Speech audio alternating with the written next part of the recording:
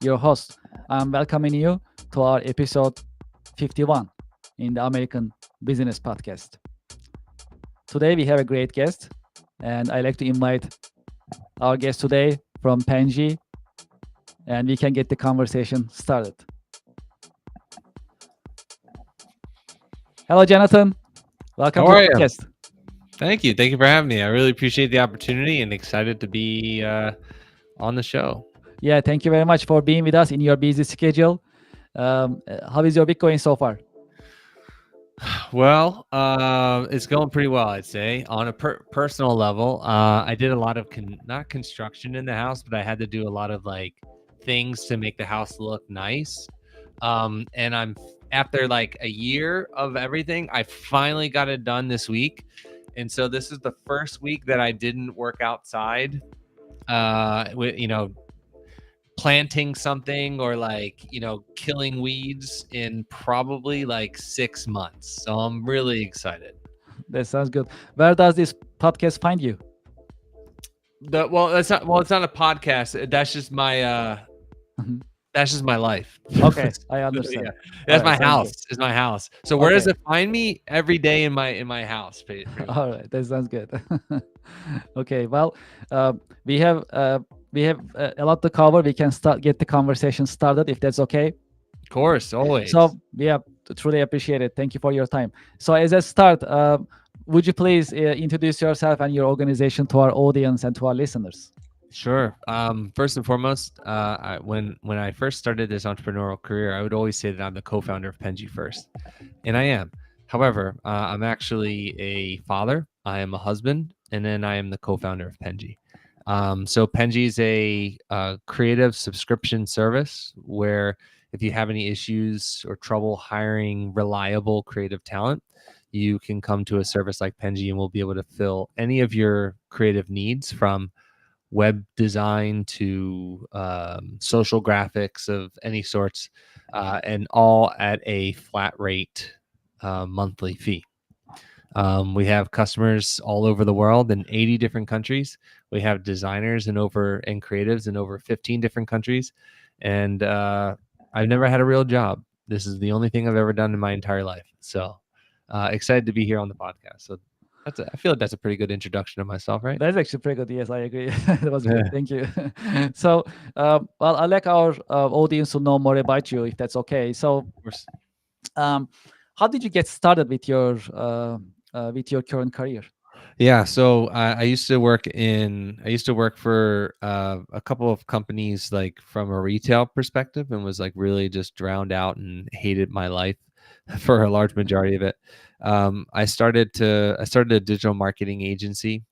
Um, and I wasn't really good at digital marketing agencies. I wasn't really good at marketing or anything of that nature. But what happened was all of our customers always told us that our designs were really good. So what we did was we kind of figured out like what is the next iteration of this business.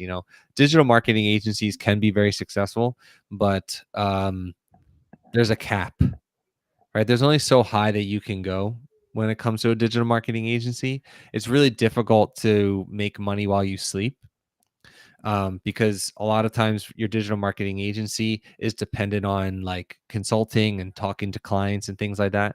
And so we wanted to make a business that allowed us the ability to have more impact in our society. And this is more or less what was the foundation of Penji. The problem that we were solving was large. Digital marketing agencies, they kind of serve and they kind of solve like local problems, and they serve business problems, but they don't serve global. It doesn't fix a global problem. So like, Mhm. sure, if I were to create a new logo for Apple, I'm helping Apple. Apple is still working their business and they're helping the universe of the world, but like my business is not doing that. And so we wanted to create a business that allowed us to the ability to help more people with an ongoing problem. And to me, one of the biggest problems in business is finding reliable talent. You have a lovely producer. It's ridiculously hard to find reliable people, right? It's ridiculously hard to be able to find creatives. And so when you find these people, they need to be integrated into your business. And I also want to create something that's affordable for people instead of thinking that they believe that they need to hire $100,000 employee. You can create all these things and do all these things at a fraction of the cost, and we're willing to foot the bill because we've created systems and processes and procedures to make it more affordable for people. When you think about your day-to-day work, what are the exciting and challenging parts of your work on daily basis? In the very beginning of the business, it was probably, how do you grow the business? How do you get sales? At this point, I think our marketing and things like that and our brand name is pretty, reputable, I hope. Um, so now the day to day is like managing people. That's the hard part, is managing people, managing emotions, managing expectations, making sure people are rowing the boat at the exact same speed as you. That's really important because a lot of times people are not aligned with what it is that you're trying to accomplish, and you need people that understand what the vision is of the team and of the company. So right now, the hardest thing in my day to day, like, it's now 12 o'clock, 12:12 to be exact, on the East Coast. And I think I've been in calls pretty much every single day talking nonsense for already 3-4 hours. So um, that's my day every day, just talking to people and making sure that they're on the same page and rowing the boat at the exact same time and at the exact same speed. Can you tell us about customer experience? Why it is a differentiator for organizations? Um, so the customer experience is like the ethos of how you are perceived to the client. And so if you have a good onboarding experience, you can set the proper expectations, right? It's like, when you buy something of really high value, you want a curated experience that's only for you, right? Whether let's just say you buy it online, right? You buy a laptop online. You open the laptop, you should feel something. You should be excited. You should be enthusiastic. You should have an emotional reaction towards what, even a video game too, right? What does the box look like? What do the graphics look like on the video game, right? All of these things are equally as important. We're a digital service, right? So because we're a digital service, we don't have that ability to kind of, like, you're not opening something. You're not touching something with your hands. So we have to create something that adds that level of component of emotion, and also genuine curiosity into a service that allows people the ability to have that emotion. And so that's, for the past year specifically, I've been obsessed with the customer experience and developing the best possible customer experience in our industry. I like to get your insights about AI. It's a popular subject. Sure. Every day something new is happening. We are learning from news. We are experiencing ourselves. So, how do you see the impact of AI in business in general, and how companies are adopting in your view? Yeah, I mean, if you're not using AI, I think the CEO of NVIDIA said it best. Um, jobs are, he said it yesterday or the day before. People are not going to lose their jobs due to AI. People are going to lose their jobs to people using AI. And that is the key, right? Yes. Our service could essentially be, you know, deleted, so to speak, from AI. You can get graphic design, right? But I think there's something inherently powerful um, when it comes to having a team member that you can communicate with, right? I think there's something really powerful about making changes to projects and sharing ideas, right? So regardless of how AI is, I don't think it's ever going to it's never going to get rid of the graphic design and the creative problem, because you still need somebody to edit it.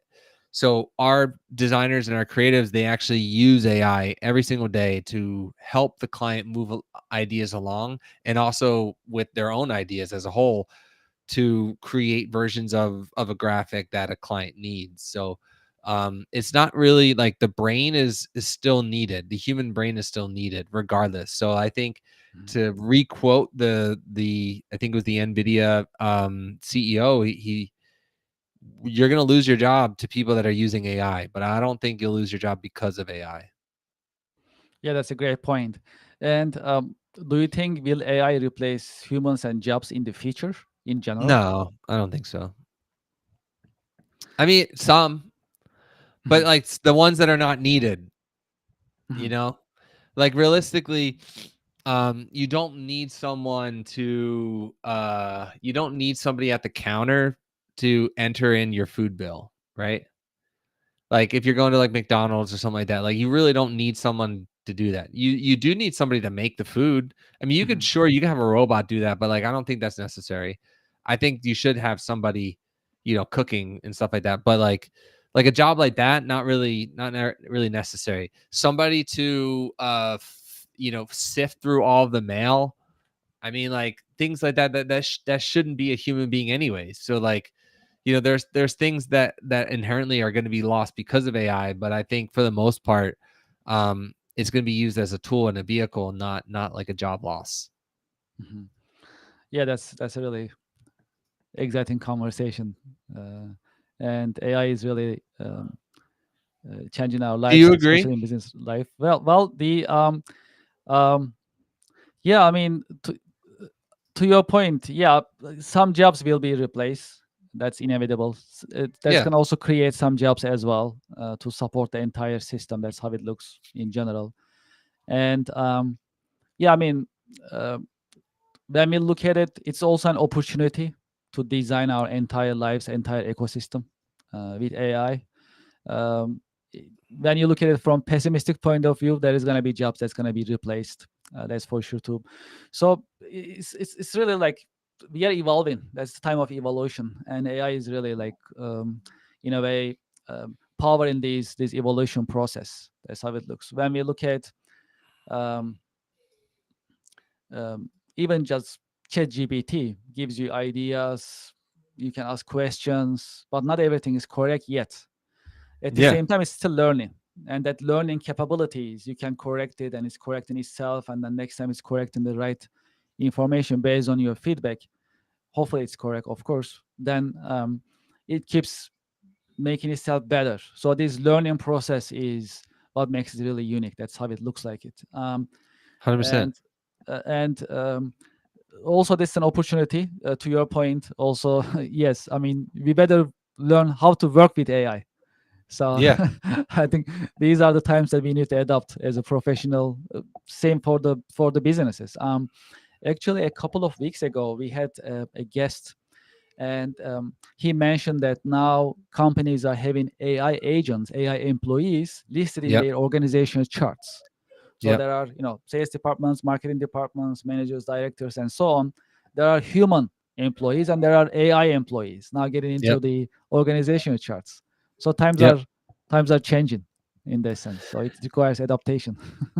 Yeah, I'm for sure. I mean, AI agents are definitely going to be really fun to explore. And I'm personally really excited to be able to see what that looks like and how that turns into. I mean, yeah, why not, right? Like, why shouldn't we have AI agents?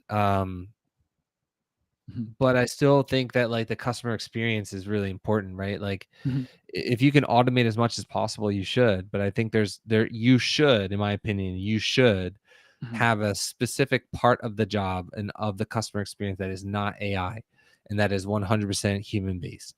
So whatever that looks like to your business, right? Like if you're this isn't a tech, this doesn't need to be a tech podcast. This is a global entrepreneurial business podcast, right? So there are landscapers that are out here right now that are listening. There are mhm, um construction workers that are listening to this show. So mhm, you have to find a way to automate as much as you can to reduce costs, but you should always find a way to make it as real as possible. mhm.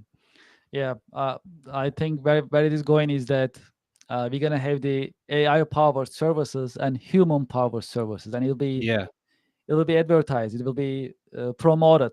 Hey, we have the human 100%. power services in some cases, in some businesses. So that's, I think, where it is going: human powered versus AI powered, or together. Depends on the case, depends on the need and the, yeah, and the customer experience. To your point. I agree. Um, well, in your career journey, have you had any role models that you can share with us? Yeah, really good question. The short answer is honestly no. I've been thoroughly disappointed by every role model that in the business world specifically that I've always had. Um, I've always been let down, and that's a shame. And what I realize is that a lot of people, although are nice, we as human beings are inherently selfish. Um, and from my experience specifically, that's been what I've achieved. Now, on my personal life, that's a different story. Role models in particular, like my father-in-law is a huge role model of mine, and my own father to a degree as well, especially as a father myself, looking towards other people to be able to be a better man. I think that is my core, because if you are a better human, I think that will proceed. That will then move forth in your business career. Because if you're just a crappy human being, then I don't think you're going to be successful in life. I really don't. I don't think you'll have a successful business. I don't think you'll be successful at all. But if you are, a kind, it could be stern. But if you're just a good person, I think, that will take you very far in life. Mhm. Um, yeah, we have thousands of listeners on YouTube, and most of them are business professionals in different levels of their careers and career journeys. Are there any career lessons that you had in your career journey that you can share with us? Yeah, I'd say the biggest one is probably just don't give up, right? And I know that's like super basic, but I think if I look back at my career, there's two things that have allowed Penji to be successful. Number one, the problem that we're solving is so large that it's worth getting up every morning. A lot of times, startup businesses and things like that, they have this idea of a business, of what they want their business to do, but then they stop because they don't want to solve that problem anymore, right?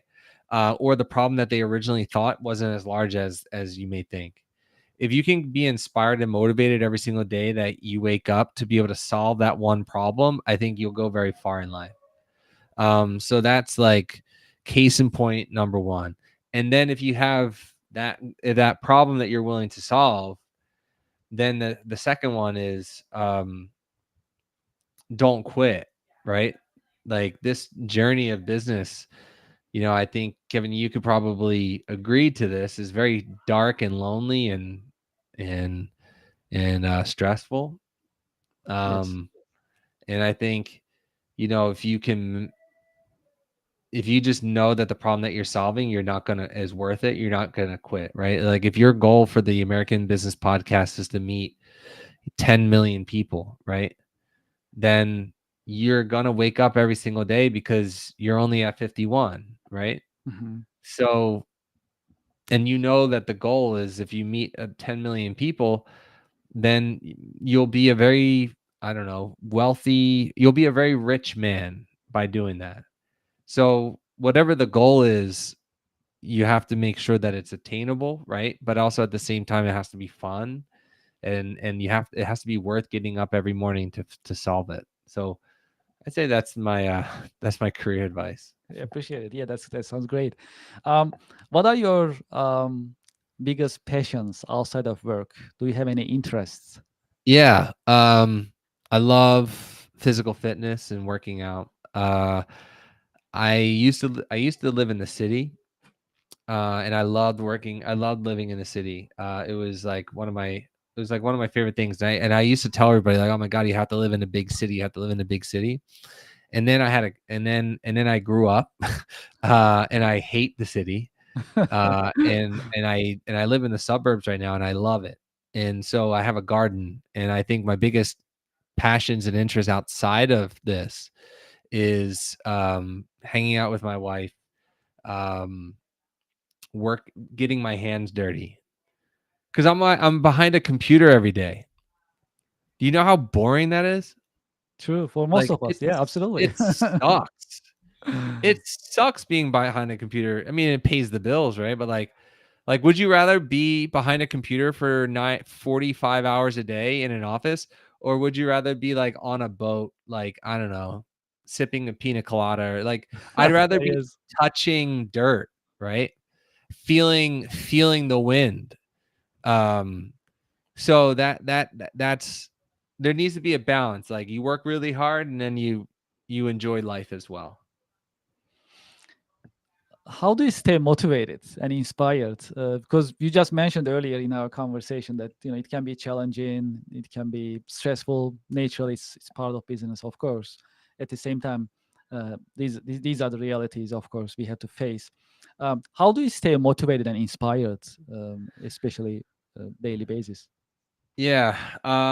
I'd say, I mean, outside of the obvious of what I said, which was the problem, I really think, like, I go back to that same thing, is like the big problem is the key, right? Like, that's the crux of everything. You have to have a large problem. I mean, outside of that, I'd say is my family. Um, my whole life, I grew up. I wouldn't say poor, but I wasn't rich, and my parents weren't wealthy. My mom was a stay-at-home mom, and my dad was a truck driver. So, like, they made do, but they weren't rich and wealthy. And every time I would go outside, I would want to buy something. My mom would always say, like, "Oh, it's too expensive." I don't want to live that life anymore. I don't want to live. I don't want to go to I have a 9-month-old daughter. I don't want to go to a store and tell her, "No, we can't afford that, sweetie." Now, I could say no to not buy it, right? Like, I don't want her to have like a billion toys, cuz that's not cool. But, like, I want to be able to say, if I want to give this to her, I can buy it. Now, mind you, she doesn't really have any toys. So, like, so she only has, like, the essential toys, if that makes sense. But, like, like, I don't wanna be like a Toys R Us in my house. I wanna be able to say, like, "Oh, you can buy that. I'm not Mhm. going to buy it, but we could buy it if I wanted to." So one of the questions in my mind, I'm really curious about your response is, if you have the ability, if you are to be able to go to timeline all the way back in the history, where would you like to go? What timeline would you go, and why? Um,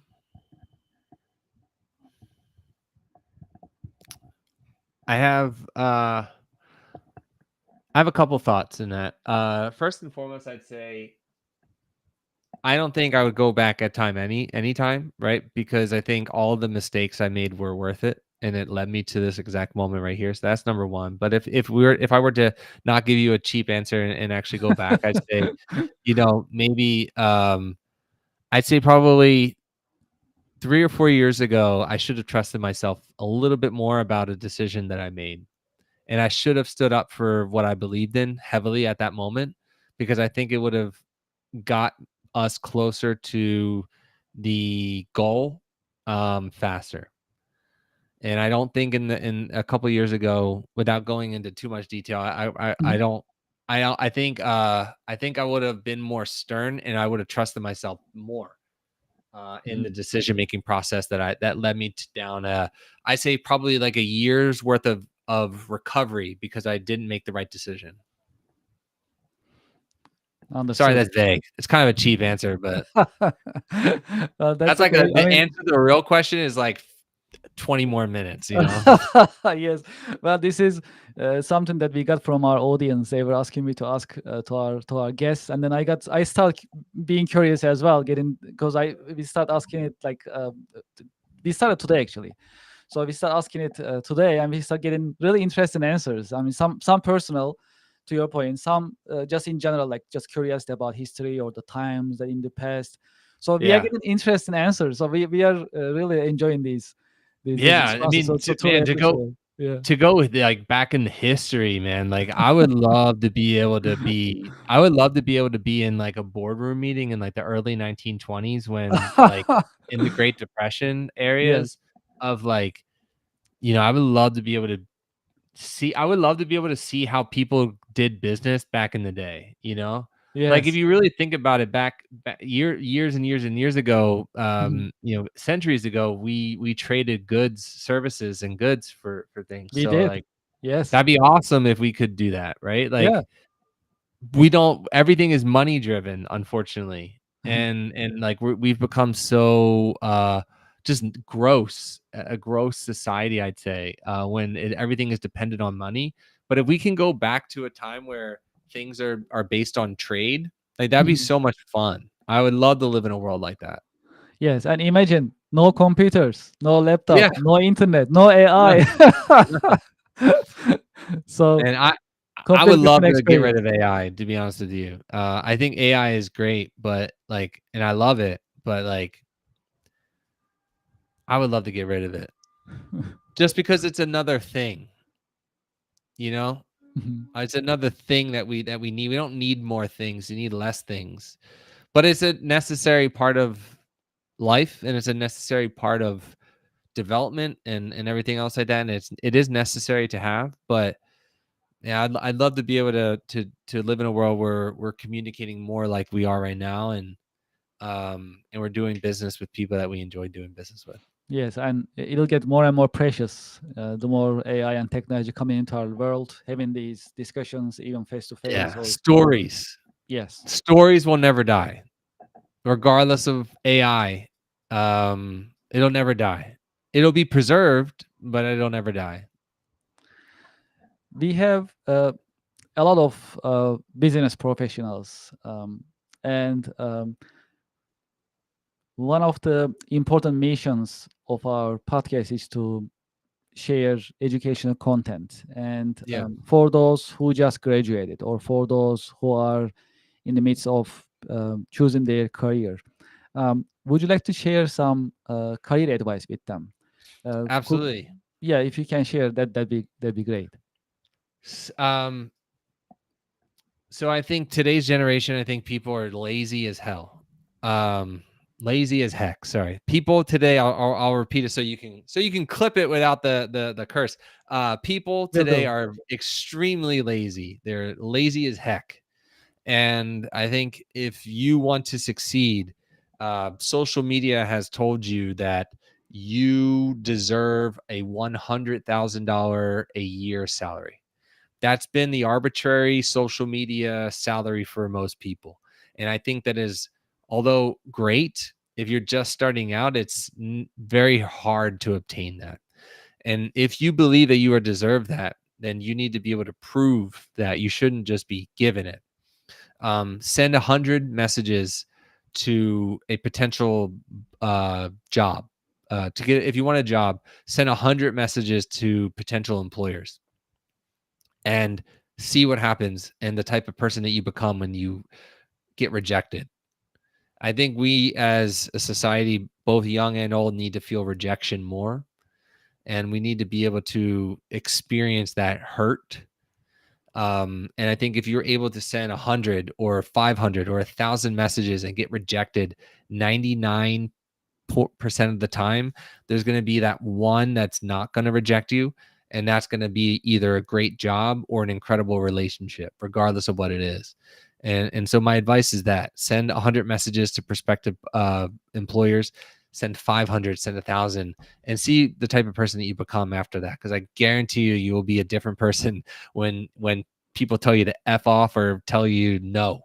Hearing no is great and it builds character, and it'll really make you a better person by hearing that.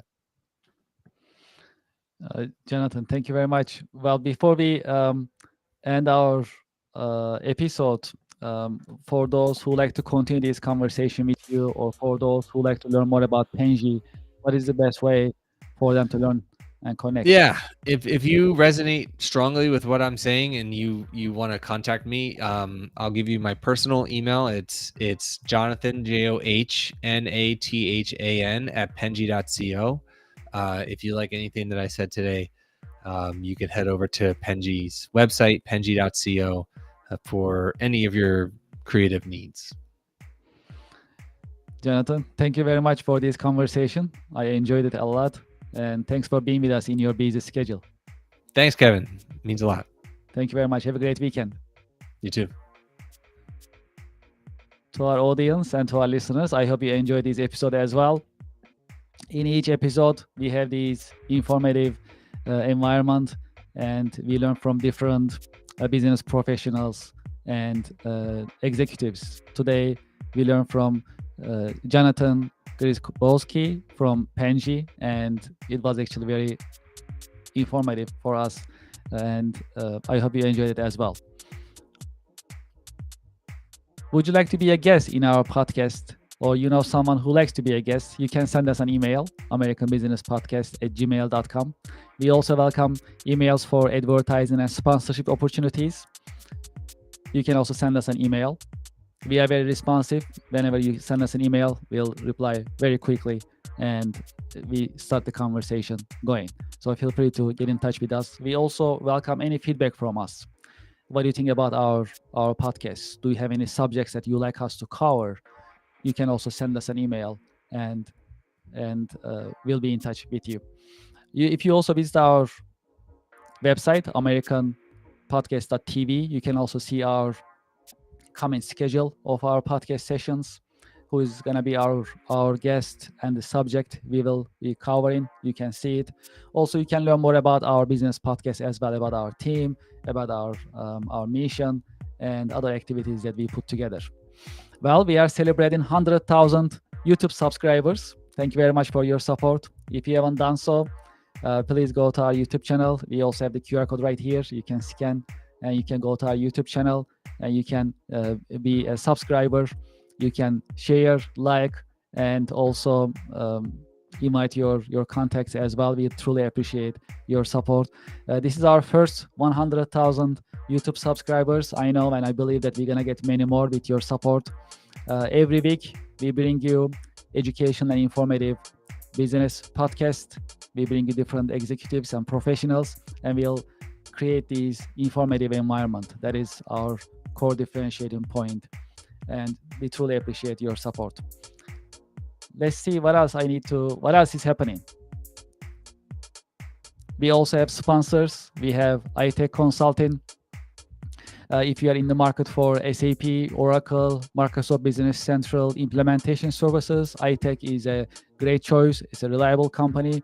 They've been doing implementation of SAP ERP software systems for decades. So you can get in touch with them. We have the QR code on the screen. You can scan and you can go to their website, and you can stay in touch with them, and hopefully you'll work with them. On August 22nd, we have a networking event that is called the Connection America Business Alliance Business Networking Event. It's going to be live on the American Business Podcast. There is a QR code that you can scan and you can register. We'll only have 10 professionals, one professional from each profession. You can join us for this networking event. You can meet with other business professionals, and it's going to be a live event. So you'll be